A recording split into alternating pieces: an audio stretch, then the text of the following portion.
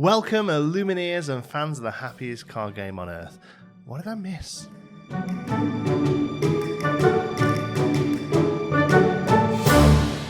How are we, folks? I hope you're well. It's been a hot minute since the last video on this channel for no reason other than I've been on vacation. I headed back to the UK. For those of you who don't know, I now live in Ontario, Canada, but I went back to the UK to visit family and friends, had a great few weeks, ate too much, drank far too much, and was merry. But now I'm back and ready to re-jump on the hype train for Lorcana as we head towards the release later this year, and more importantly, the rules release that's hopefully going to be coming soon? Spring.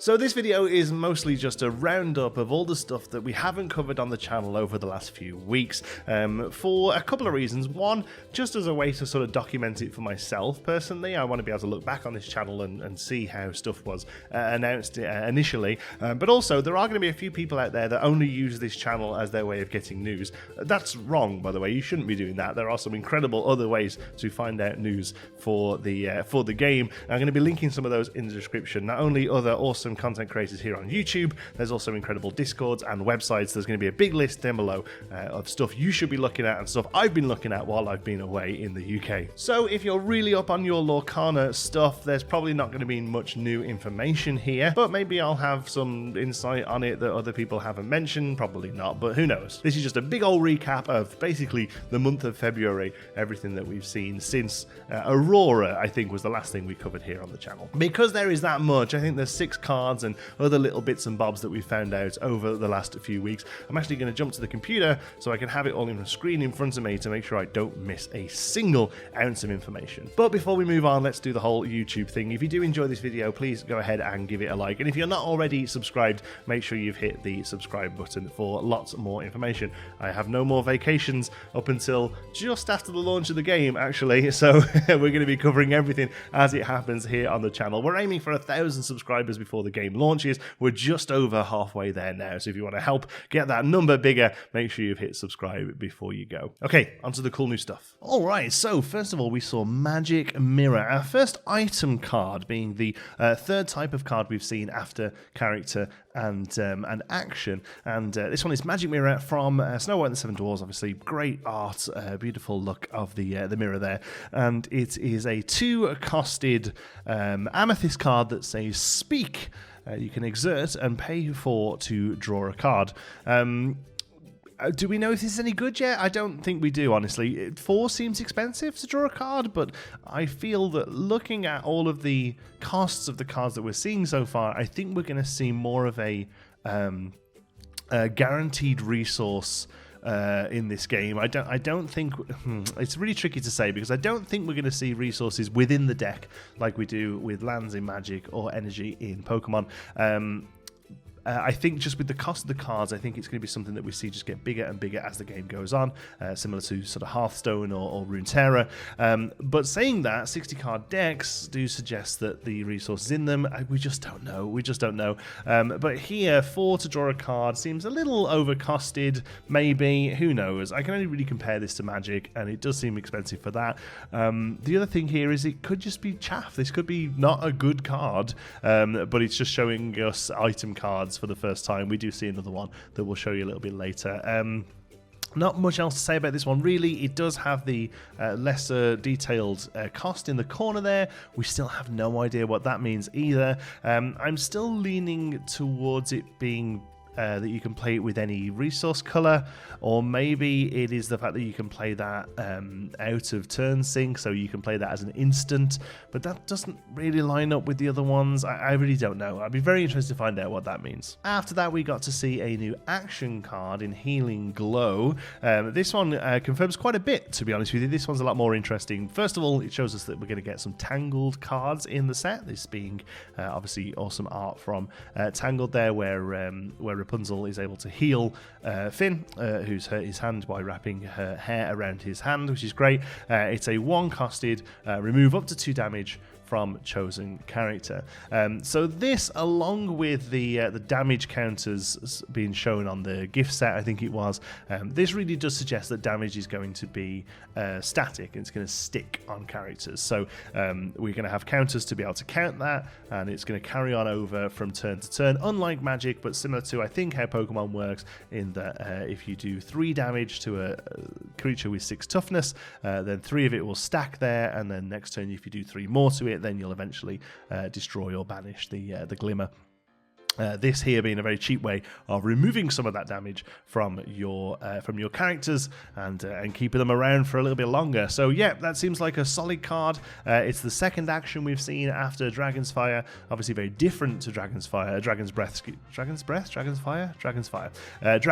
even. Very different to that. That one, Dragon Fire, is banish a creature. This is heal a creature. But yeah, this definitely shows us that the damage is going to be static and is going to stick around on characters. So you don't necessarily need to destroy a character in one turn. You can take a few turns to get rid of it. That does kind of makes sense with some of the characters having real quite large toughness. If you go back to things like Stitch being a 3/5, Hades being a 6/7, even right back to the original stuff, Maleficent being a 7/5 and Mickey being a 5/5. There's a lot of toughness there. But if you can throw a few smaller creatures at them, a few smaller characters that probably are going to get banished themselves, I assume that the attack works both ways. But you're happy to throw some cheaper resources multiple times at a larger character to get rid of them, and Healing Glow is going to be a way of getting in and stopping that from happening. After that, Disney Lorcana actually tweeted saying, would you like to see a hero,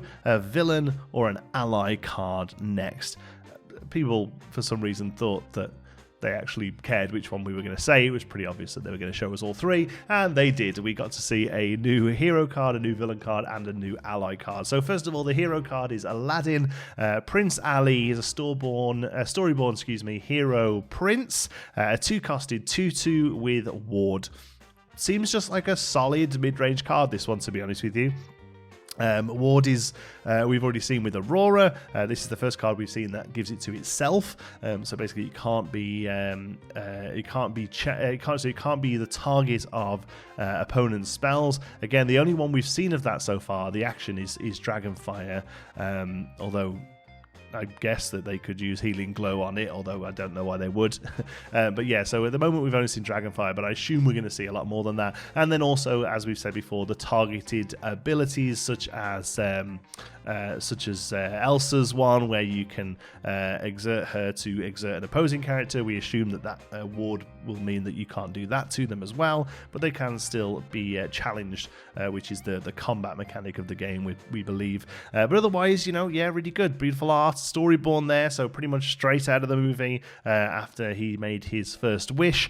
I do think that the artwork we've seen already of Aladdin, where he almost looks like the King of Thieves kind of gets up on him, that's probably going to be the shift card for Aladdin. And it really does, having seen this one there, this Prince Ali one, really does say to me that we're going to see shift as a larger mechanic of the game. It's not just sort of a side thing like some cards have ward, some cards have shift. I think shift is going to be a key mechanic of the game, where you're going to be trying to build up your characters on top of each other to gain more resources quickly and things like that. I do think that King of Thieves is probably going to be the Dreamborn version of the card, the Floodborn version of the card, or maybe the Dreamborn version of the card. But yeah, I think that's going to be one of the shifted ones that goes on top. And I do think we're probably going to see 2, 3, maybe even 4 of each of the main characters that have a shifted character, just so you're definitely going to be hitting those to be able to shift on top of them. So yeah, Aladdin here is definitely going to be a target, I think, for the King of Thieves Aladdin that we've only seen the artwork for so far to be shifted on top of. After that, we then saw Scar. I say after that, these were all released at the same time. Next up was Scar, Mastermind, storyborn villain, a 6-costed 5/4 in Sapphire. And yeah, Insidious Plot. When you play this character, chosen opposing character gets -5 power this turn. Again, we're using the term power. We don't actually know what the game is calling it so far. But this, again, seems solid. Like a mid to late game card, I think we're going to see this play. One thing that is quite interesting here is that another card that's been released since, that we'll talk about in a moment, does reveal that we're going to have some sort of summoning sickness in the game. Summoning sickness is a term meaning that cards can't do much on the turn they come down. They have to, you play a card, it goes to your opponent's turn, then once it gets back to you, then that card can start performing actions or combat and things like that. There are, it's pretty much in, I say all games, probably about half of the big TCGs have a version of summoning sickness in them. And then within those TCGs, there are also rules that break that summoning sickness. For instance, pretty much all trading card games, their rules all have an asterisk at the end of them that basically says this is the base rule unless a card says otherwise, and that's usually what you find. So I think in Digimon it's called Rush, I think in One Piece it's also called Rush, in Magic the Gathering it's called Haste, and basically the ability to override that sickness and it being able to attack or to be exerted for its ability on its opening turn. So we'll talk about that more a little bit in a moment, but one thing that card does suggest is that we do have this form of summoning sickness. I think I saw somebody mention, it might have been Lorcana themselves actually mentioned, that it's the idea of the ink drying on the glimmers, which I think is great. So the ink has to dry on them before they can do some stuff, which makes, in some people's eyes, makes Scar a little weaker, because the idea is that Scar comes down, makes something else 0 power, it can swing and defeat it straight off.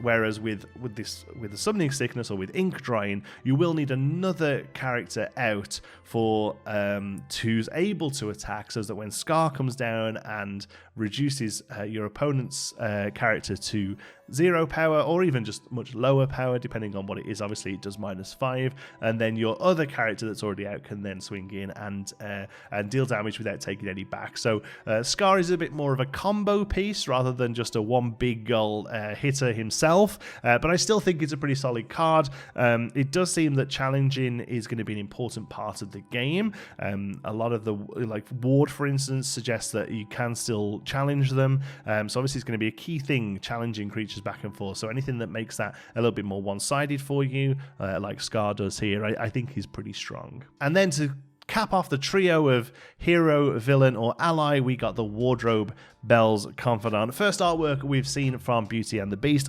meaning another IP is coming to the game. This is going to be a 3-costed 3/4 in Amethyst, and yeah, she's a vanilla, so she's just a good solid body. 3/4 for 3 seems relatively on curve. Looking at what else we've got, you know, a Robin Hood being a 4/4 for 6. What else have we got that's similar? Let's have a little look. Elsa is a 2/3 for 3 with an ability, so 3/4 for 3 with no ability seems to be about right. Just a good sort of solid body on the board. And then finally, another item from just a few days ago, White Rabbit's Pocket Watch, a 3-costed item in Amethyst. Again, another new IP. This is obviously Alice in Wonderland. So it really looks like we're seeing them go wide with the IPs as opposed to deep.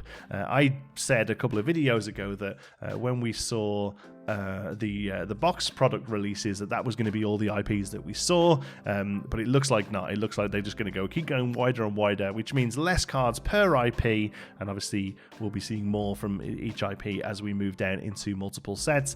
I thought they were going to go the other way. I thought, for instance, before the Wardrobe was shown, we hadn't seen any of the Beauty and the Beast stuff. I thought what they would do is keep Beauty and the Beast for a later set, because that's a sort of easy big selling point. Oh, set 2, set 3, the one with Beauty and the Beast in it. There are definitely going to be people who are waiting, especially the Disney collectors, the Disney fans are going to be waiting for those iconic movies. So I thought perhaps we wouldn't see some of the bigger hitters until multiple sets later. We could still see something like that here with the Wardrobe, for instance, very sort of B-C D-list character from that movie. I didn't quite realize that it is named the Wardrobe in the movie. I always thought the name was Madame de la Grande Bruche, but she's only called that in the stage show, I believe. Actually, she's just known as the Wardrobe in the movie. But yeah, so a lower level character there, really. So maybe we'll only see some lower level stuff, and then it's sort of like a teaser for, the Belle and the Beast cards coming in later sets.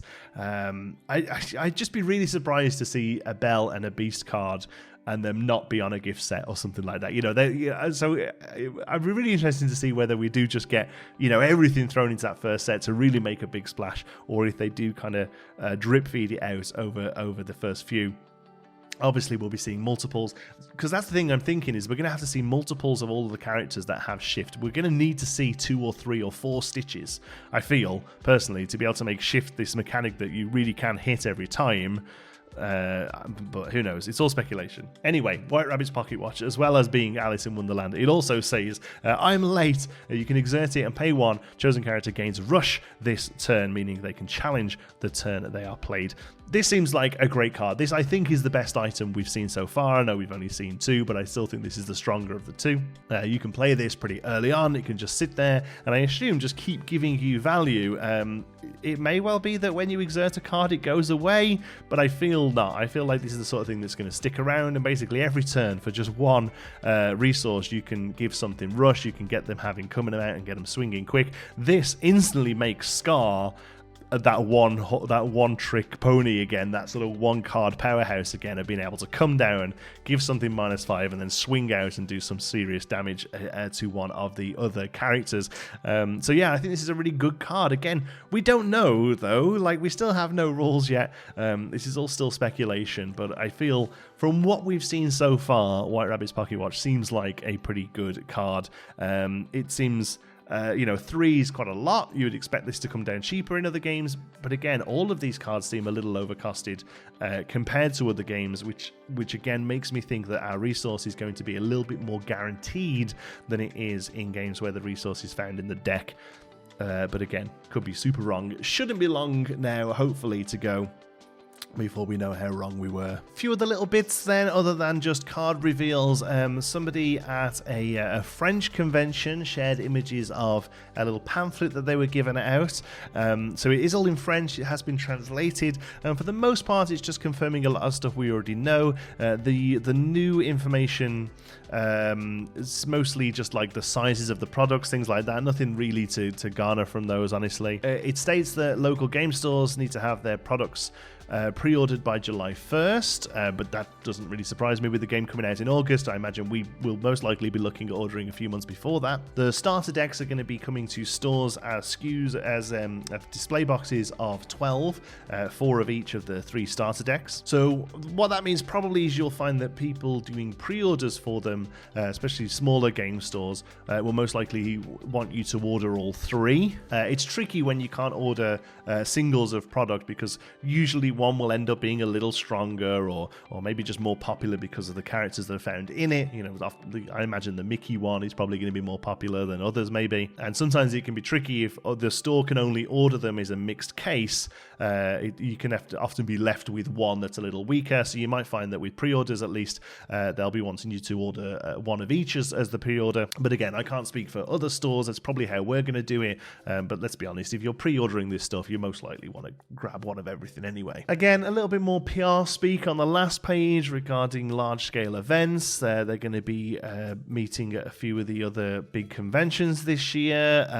They again reiterated that there's going to be a big organized play system in place. And I don't know whether it was here or on another thing that we saw. This actually confirms that there's going to be a companion app for the game as well. I'm pretty sure we're not going to see a digital version of the game, at least not at release, but we are going to see an app that will help you play, probably for recording damage, recording lore, that sort of stuff, and maybe what would be awesome if it had like store finders and things like that in as well. Most of the games that are out at the moment do have an app that goes along with them. They all work a little bit differently. Some of them are pretty good, some of them are pretty poor. Hopefully this one lives up to our expectations. And the only thing I wanted to mention was a little press release released by Booster Box, which is a Dutch distributor, one of the Dutch distributors for Lorcana.